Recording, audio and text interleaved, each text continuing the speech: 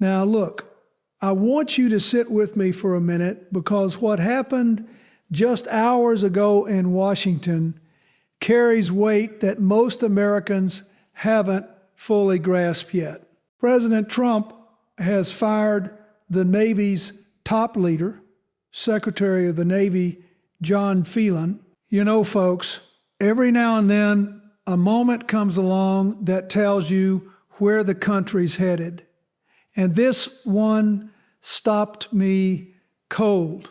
I've sat in those rooms where decisions about our fleet, our sailors, and our national security are made. I've seen how fragile the balance between civilian authority and military expertise can be, especially when the world is watching.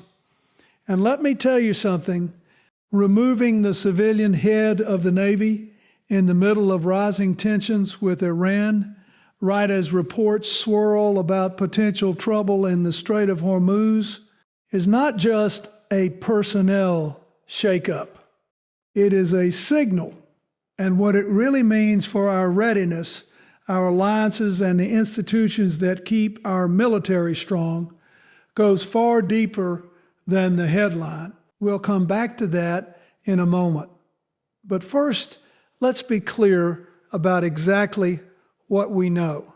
To understand why this matters, we need to step back and see how we got here. Over the past several weeks, the administration has been navigating a sharp escalation with Iran. Threats to close the Strait of Hormuz have put enormous pressure on global energy markets and on our naval forces in the region. The Navy has been stretched thin, managing carrier groups, escort duties, and the constant demand for presence that deters without provoking. Secretary Phelan, a seasoned civilian appointee with deep experience in maritime policy and shipbuilding, had been pushing hard behind the scenes for accelerated fleet modernization, realistic timelines on new construction, and a measured approach to deployments that preserved long-term readiness rather than rushing into high-risk posturing. Those positions, from what we can piece together, put him at odds with the direction coming from higher in the administration, particularly with defense leadership emphasizing a more aggressive stance and tighter alignment on rapid operational shifts. Hold that thought because it changes everything about how we interpret today's action. Here's the honest truth. Most people don't realize this firing wasn't simply about one disagreement or one admiral's replacement. It was about control, about loyalty tests in a time of genuine strategic pressure, and about what kind of advice a president chooses to hear when the stakes involve American sailors, international shipping lanes, and the risk of miscalculation that could spiral into something far larger. The immediate reality is this.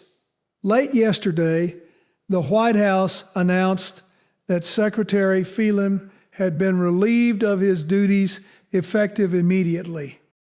No elaborate transition plan was detailed in the initial statement. No public letter of resignation was released. Instead, the president cited differences in vision on naval priorities and the need for fresh leadership at the helm of the Department of the Navy. Within hours, senior Pentagon officials were scrambling to reassure Congress and allies that operations would continue without interruption.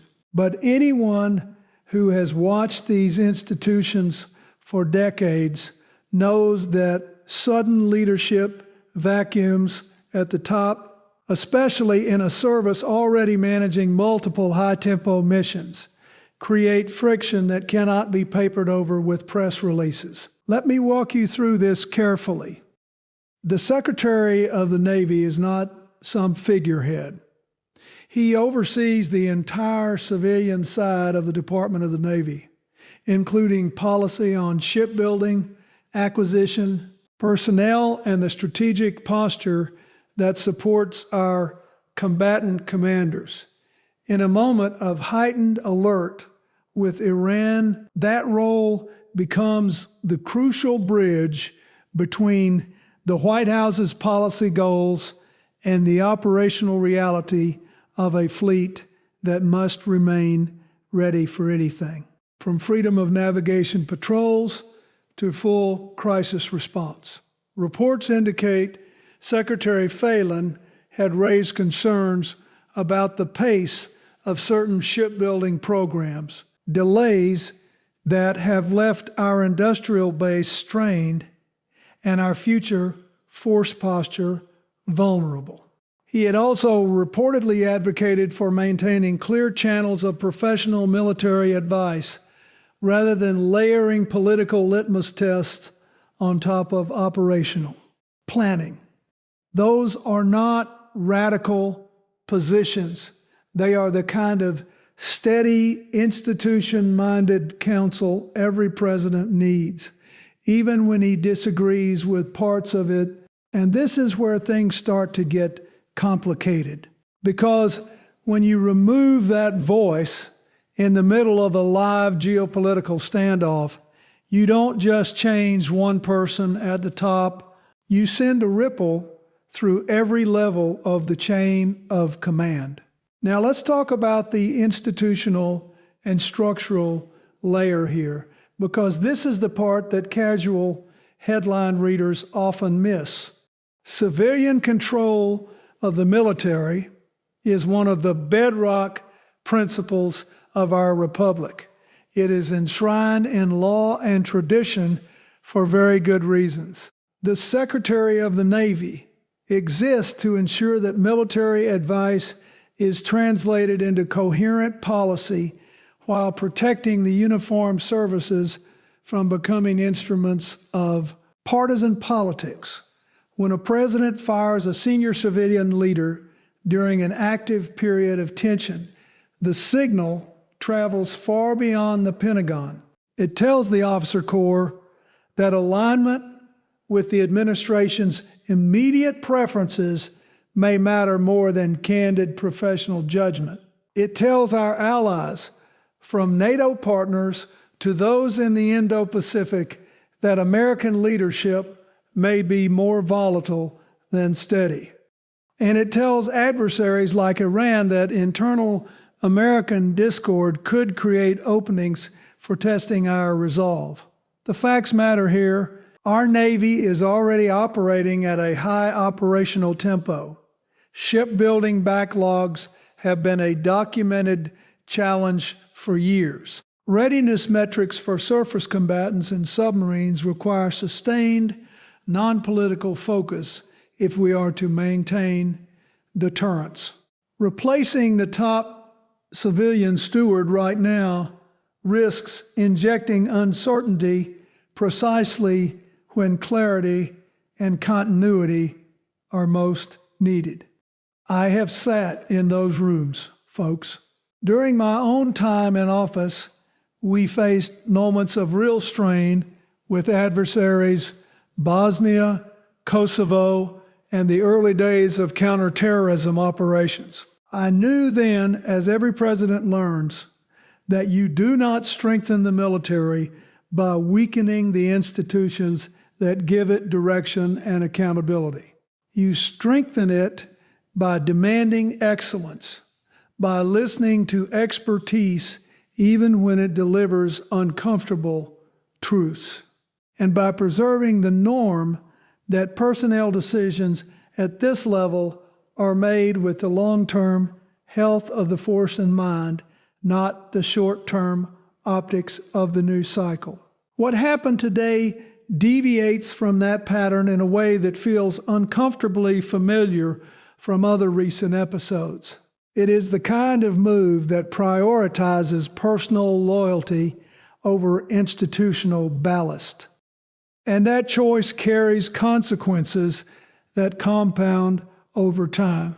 Let's look ahead now because the American people deserve to understand the roads we may travel. There are three plausible scenarios worth mapping out clearly. Scenario A, the short-term operational reality. The Navy will appoint an acting secretary quickly, someone aligned with the current direction.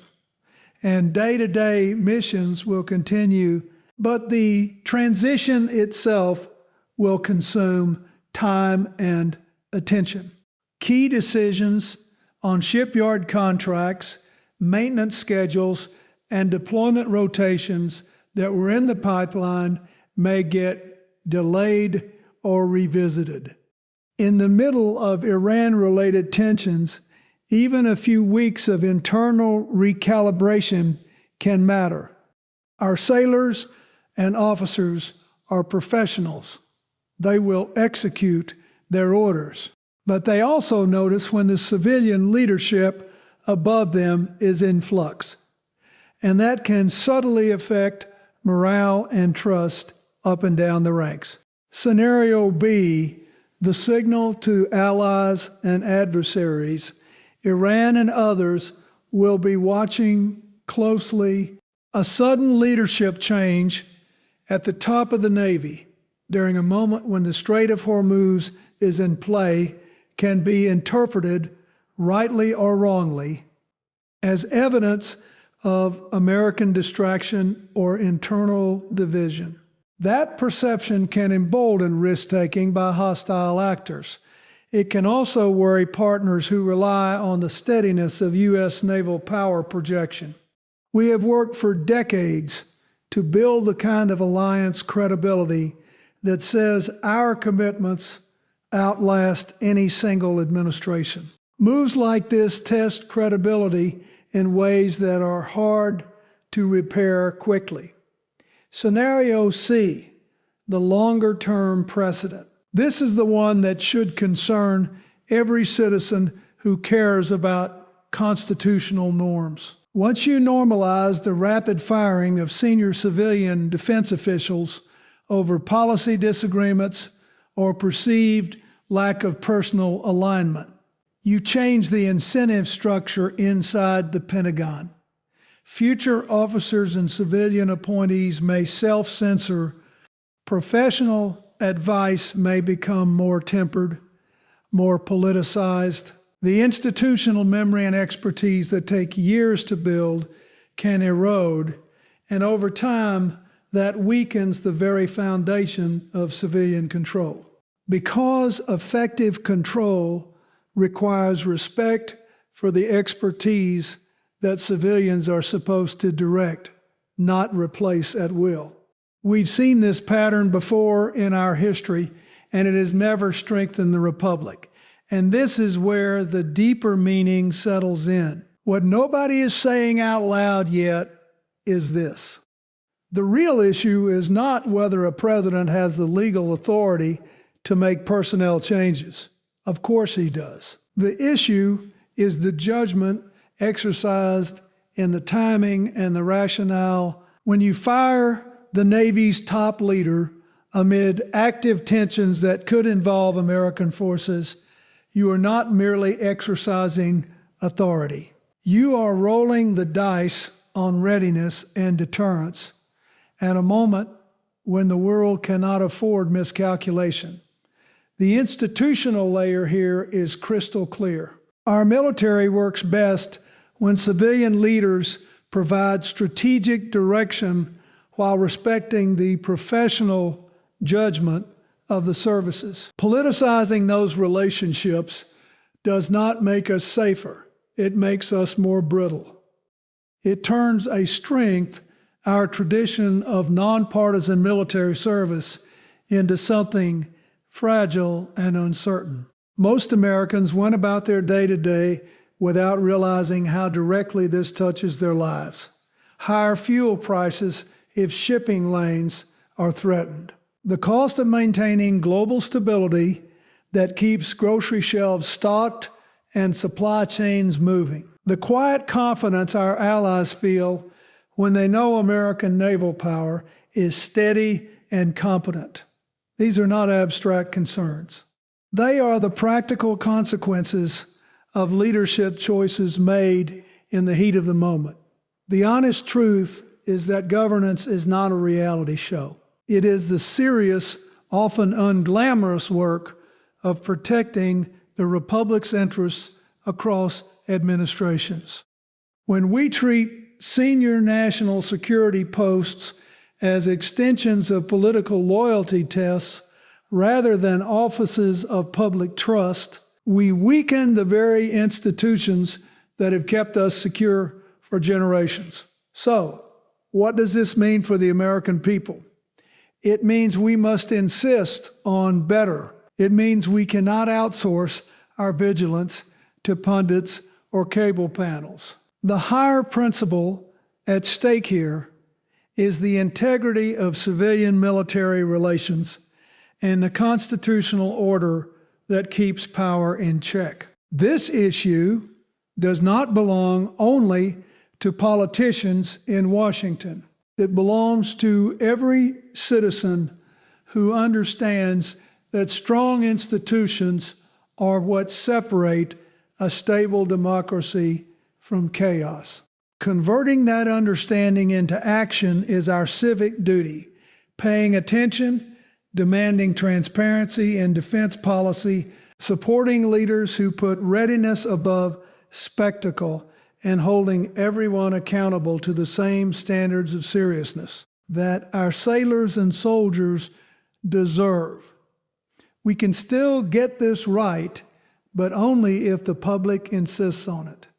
Only if we remember that the strength of our Navy and the safety of our country depend on steady hands, clear processes, and leaders who value expertise over applause. The coming days will test whether we learn from this moment or repeat the pattern. I believe in this republic. I believe in the men and women who wear the uniform and the civilians who serve alongside them. And I believe that when citizens demand seriousness, our institutions respond. That is the adult version of the story. That is what we must carry forward now. Thank you for sitting with me through this. The work of citizenship never ends. Let's keep paying attention.